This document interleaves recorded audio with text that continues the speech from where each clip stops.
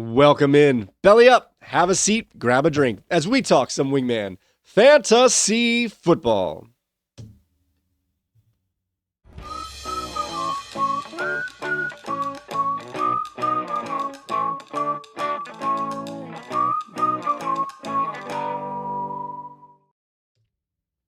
Welcome on into another edition of Wingman Fantasy Football, the League Podcast. I'm your host, Michael Furley, and as always, I'd like to thank all of you, or any of you who may be watching or listening to today's show. It is Tuesday, December 23rd. This is episode 218, and it's time we go inside the league. I'm sure you may have noticed we didn't get this one out last week. This is a late release as we're going to dedicate our news to the transition between week 15 and 16 in our Wingman Fantasy Football League. We'll do that by starting off with going back in time for the week 15 rewind as we recap the first round of the fantasy playoffs. We'll check in on the updated playoff brackets. We'll take a gander at our Goose-O-Meter. We judge our managers in this week's best and worst, where we crown the best and worst managers for their week 15 decisions. And we'll see if we have any new pups added to the kennel in this week's sad puppies. Then we'll take a look forward into week 16 of the semifinals of the Wingman Fantasy Football League, where we'll see who's on top of the newest power rankings, and we'll go over week 16's playoff matchups. But before we do any of that, I'd like to make sure that everybody is in the room. Wingmen assemble! All right, now that everyone is here, let's get right into it. Let's go back in time for the Week 15 rewind.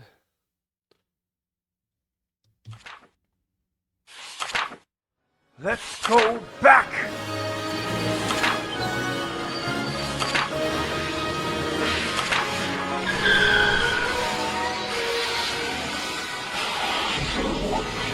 Week 15 rewind. All right, starting off, we had Jeff's Always Right earn the first round bye as our number 1 seed. In terms of our Yahoo playoff bracket, that meant he was up against the number 8 seed, Michael's Amazing Spidey, who technically did not make the playoffs, although he is in the big boy bracket with a chance to earn as high as a 5th place finish. With that being said, though, Always Right is an auto advance. Let's get to our other games where we had 3 games where 6 managers were heading into this one, trying to see who could survive and get into the semifinals. Our first matchup was Alex as they took our jobs, our number 6 seed, who finished the regular season at 7-7, up against Bernie's Team B. I'm Cuban B. Yes, Cuban B. Who was our number 3 seed and our overall point leader for the game. But this one, guys, we had an upset. Average Joe's wins in a shocking upset. I feel shocked. As Alex as they took our jobs defeated Bernie's Team B 122.98 to 109.12. This snaps a 5-game winning streak for Bernie's Team B. This keeps the streak alive for Alex as they took our jobs with his 6th straight week of 99 points or higher. And Alex as they took our jobs was the highest scoring team of the week.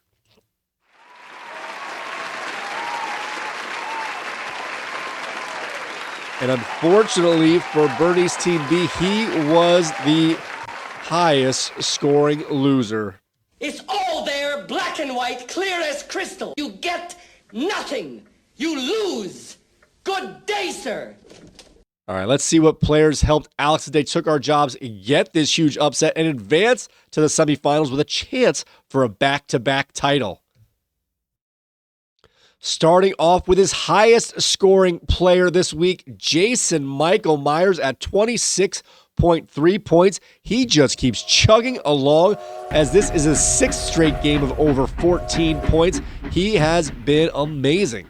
DeAndre Swift chipped in with 22.3 points, and Kyren Williams Release the Kraken!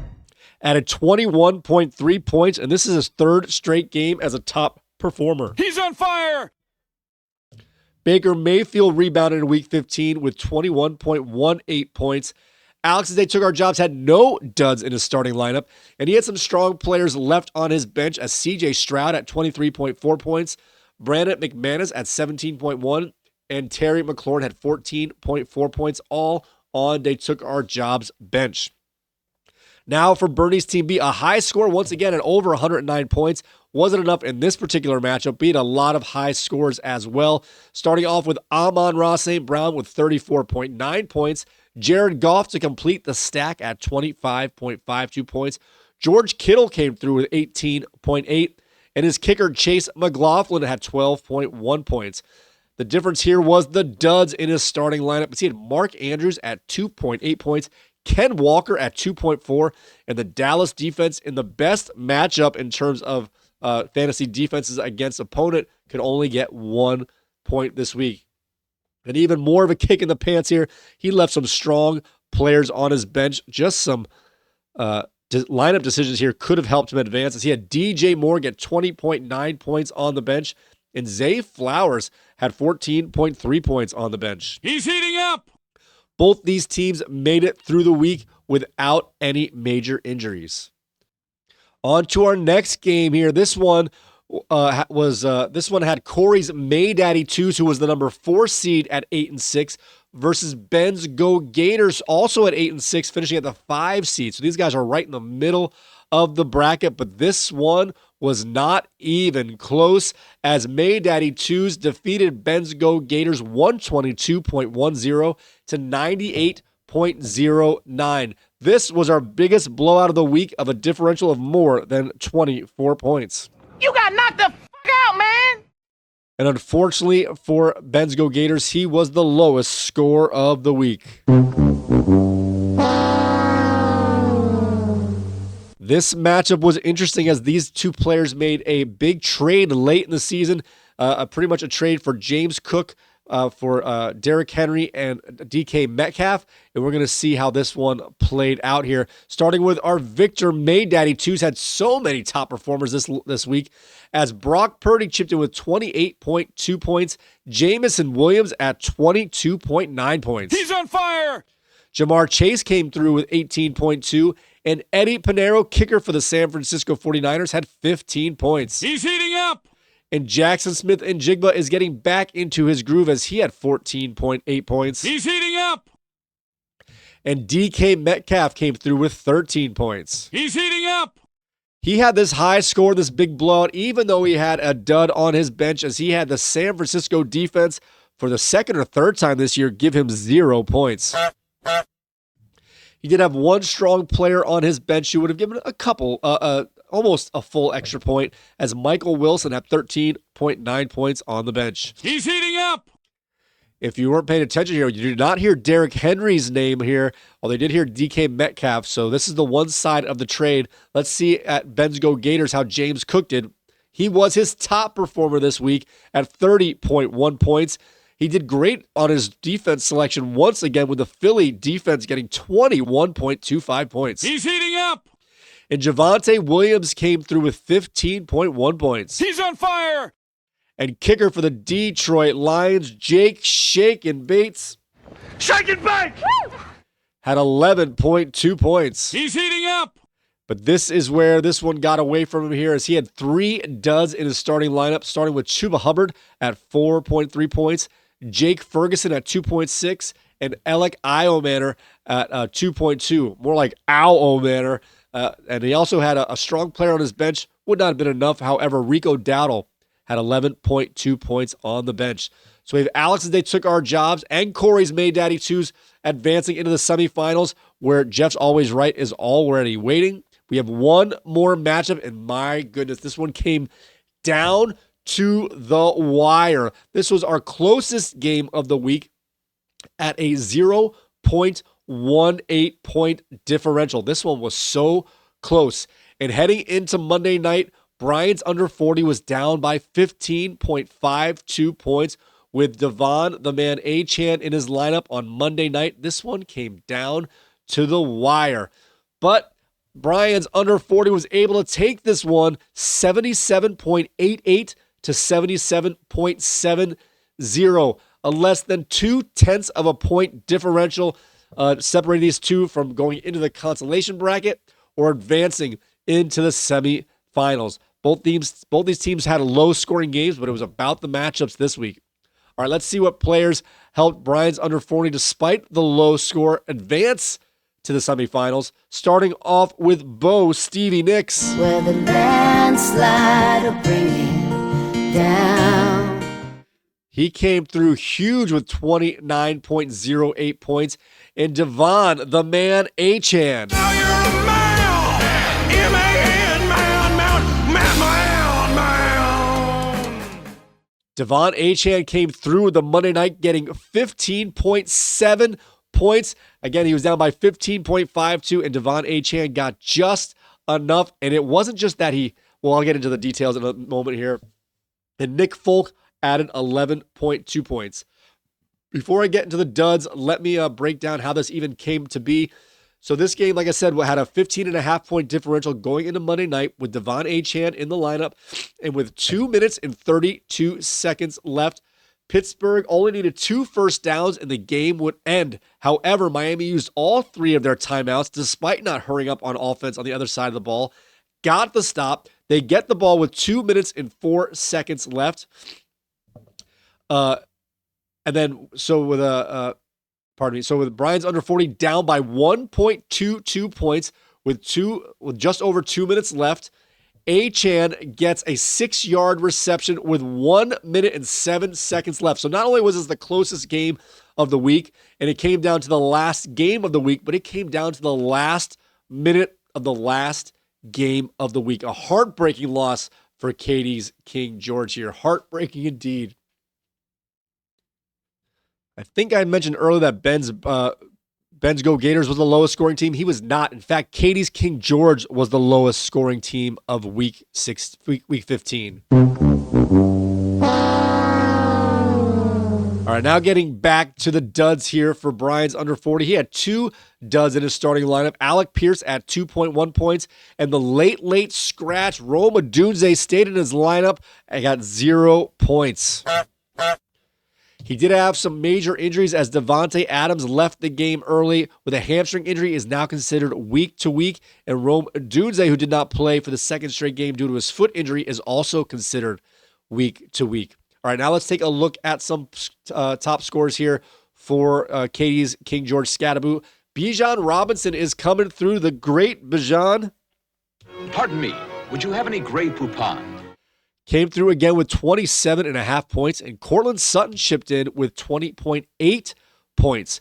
Brock Bowers was a dud, however, at 5.8. Kyle Monungai was a dud at 3.3, and Devin Singletary was a dud at 1.9. This one came down to the wrong flex choices for King George Scattaboo, as she had Travis Kelce and Devon Bailey both on her bench, both scoring near 10 points, and that they were in instead of any one of these duds, she would have easily taken this one down. Unfortunately for Katie's King George, her quest for the championship is over as she drops down to the consolation bracket, and Brian's under 40 is moving on into the semifinals. So let's take a look at our updated bracket. Our semifinal bracket here has on one side our number 1 seed, Jeff's Always Right, versus Corey's May Daddy 2's the 4 seed. And on the other side of the bracket, we have Brian's under 40, our number 2 seed, taking on the number 6 seed, Alex, as they took our jobs in week 16 for the semifinals of the Wingman Fantasy Football League Championship. I apologize for all the jump cuts here, guys. I'm very sick and I'm pausing so I get some sneezes out of the way here so you don't have to see that on camera. All right, now it's time to take a look at our updated Goose-O-Meter. I'm just goosing along.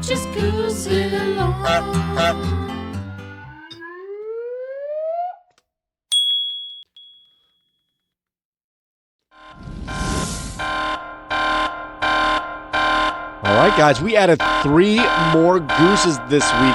We had Isaiah Likely for Amazing Spidey get his second goose of the season, Amazing Spidey's second goose. Under 40 had Rome Odunze in his lineup for the second goose for Rome Odunze and under 40. And May Daddy 2's had San Francisco defense with the second, that's the second goose for the defense, San Francisco defense for May Daddy 2's, and his 5th goose of the season. However, he is moving on. Just a reminder here, we have 2 managers who have not had any gooses yet this season. Alex's Day took our jobs and Ben's Go Gators are the only managers on our list without any gooses. Last year we got to 28 gooses, and man, we are up to 26 this year, so we haven't learned any lessons, guys. All right, now it's time to get into this week's best and worst. Hey guys, did you find it? Nope. But check this out. Wingman Fantasy Football League. Best manager moves and worst manager moves. In this week's best and worst. All right, thumbs up. Ready, guys? Let's do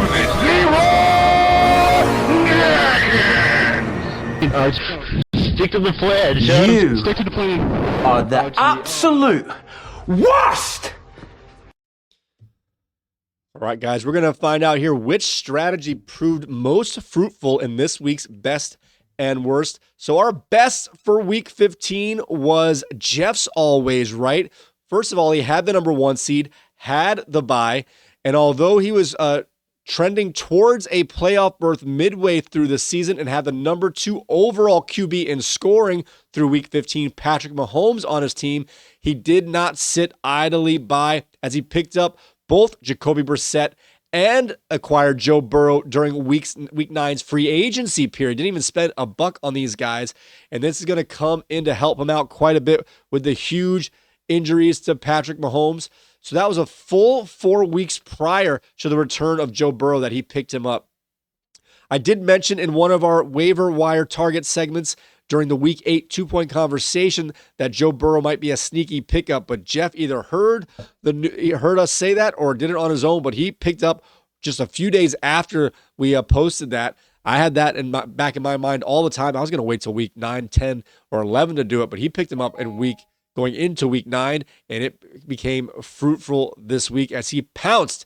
Having Burrow as a stash seemed like a luxury, but like I said, with Mahomes going down in week 15, Jeff's always right now has 2 quality, steady QBs ready to be called up from the bullpen for his fantasy playoffs. Our worst manager for week 15, all right, we're only talking about players that are still in the playoffs, so these guys are always already better than most of our managers out there. Nonetheless, it's just part of the bit here. Our worst manager for week 15 was Katie's King George Scadaboo. After scoring a huge 146-point game in week 13, she struggled in week 14. And despite the loss in week 14, she did hold on to the 7th seed as she earned a playoff spot. Congratulations on that. But now it was playoff time, and she was gifted a Rome Odunze Goose from her opponent and just needed to select the right combo of flexes from a ragtag group of options. Unfortunately, she chased the Devin Singletary points from week 13, assuming he would start over Tyron Tracy. But with the week of rest, Tyron Tracy had enough time to heal up and dominate the Giants' backfield and leave her second guessing her decisions. Even then, it came down to the peculiar game and time management of the Miami Dolphins to use all of their timeouts to try and get one more drive in the final 2 minutes of a 2-score game where they were not rushing the entire rest of the fourth quarter, and it came down to Devon Achane. One more reception before the clock would inevitably hit 0 without even threatening to actually score. These bad decisions or bad luck with only 8 teams left. I had to pick someone. Sorry, Katie King George Scadaboo. But the bad luck and the bad flex options puts you as our worst manager for week 15. All right, guys, now it's time to see if we have any new sad puppies. And of course we do, because it is playoff time, and if you lose, you go home.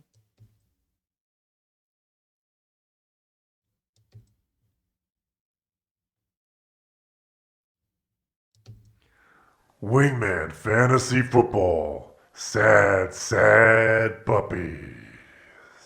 All right, guys, our sad puppies for at the end of week 15 here was as follows. We're going to start off with Bernie's Team B. You had an impressive season. You were the point leader all the way starting from week 2 until the end of the regular season. This feat cannot be glossed over as anything other than a great success. But even with the consistently high scores, the wins were hard to come by in the early going of the season. Surprisingly, at 4-5 and outside the playoff line, you got hot, winning five games in a row to close out the regular season, tying our longest winning streak of the season. You were flying high heading into the playoffs, but the season's long questions of whether or not to play Kenneth Walker or DJ Moore were just too difficult to conquer. And the Mark Andrews vs. Cincinnati Bengals debacle was an outcome that no one could foresee. Despite the dreams of a championship falling short, don't forget the successes that you did have, Bernie's Team B. We'll have to see if Kenneth Walker will remain in your wingback mountain for next year, or if he will be tossed from the edge of the cliff. All right, our next team, as a sad puppy this week, is Ben's Go Gators. Ben, you went from Ben's brilliant team to Ben's Go Gators, riding off the adrenaline of the name change, and a savvy trade to acquire James Cook propelled you to win 3 of your last 4 games and earn your first trip into the big boy bracket in the Wingman Fantasy Football League. Not to mention a win or go home game in Week 14 against Nick's Waddle away, a mere 3-point margin, and your ability to play the right defenses down the stretch were quite impressive. But with Lad McConkey struggling down the stretch, you simply didn't have the horses on your receiving core. A quality season nonetheless, and a great foundation to build upon, but this season has come to an end. All right, our last team to become a sad puppy this week was Katie's King George. We already kind of talked about it a little bit here. Without having the curse of the number 1 overall pick this season, your team stayed relatively healthier, especially healthier than years past.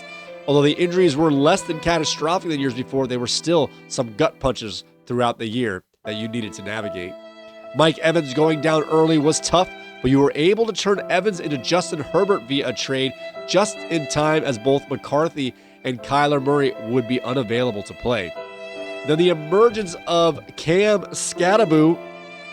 I'm a scat man. Ba-ba-ba-da-bo. Ba-ba-ba-da-bo. Skibbity-bitty-dum-da-dum-dum. Looked like your meal ticket, but he too would end up out for the rest of the season. Even in that short time, though, Skataboo left an indelible mark as your muse for the name change to King George Skataboo. Another quality season, Katie, but your goal of a championship will have to elude you for one more season. All right, guys, now it is time to take a look at our updated power rankings heading into our semifinals for Week 16 as we turn the page here. There's no more power rankings with the RSN index because there's no more win-loss record. It's just about advancing. So the way I'm doing it now is our projected points going forward for the last 2 weeks of the season. And May Daddy 2s is on top with 220 points projected for the final 2 weeks of the season, while Team B is number 2 at 216.37. He'll have to take that into the consolation bracket. Always Right, Never Wrong as the number 3 in the big boy bracket. And then we have, let's see, They Took Our Jobs is 6 in the big boy bracket. Who's our lowest big boy bracket here?